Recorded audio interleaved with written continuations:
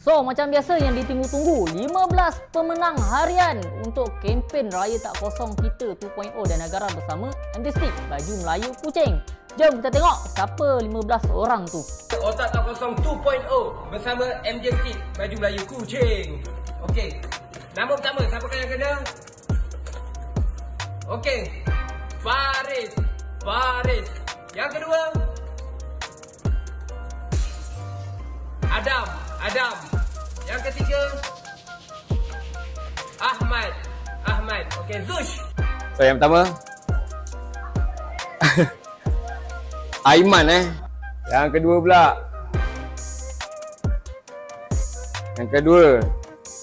Awang.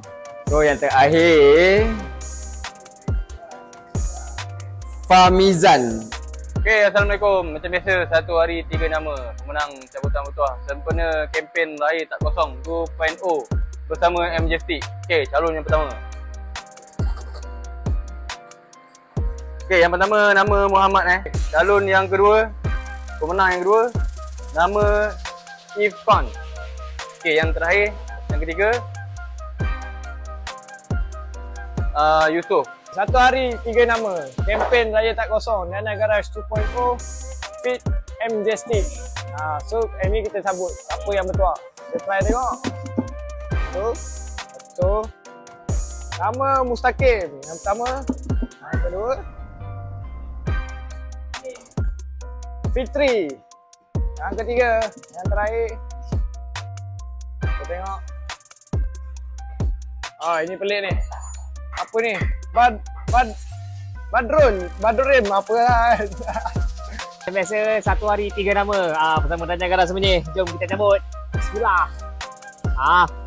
Yang pertama Zul, bukan aku tapi nama dia Zul kat sini. Yang kedua Isrash. Dan yang ketiga, yang terakhir Syahfizul. Tanya kepada pemenang. Ciao. Tahniah untuk siapa yang pemenang.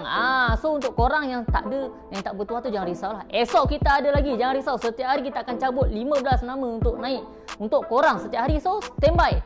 So mana yang tak tahu apa benda ni kan. Ini untuk cabutan bertuah untuk kempen Raya Tak Kosong kita 2.0 bersama Dana Negara bersama MJ Stick Baju Melayu Kuching.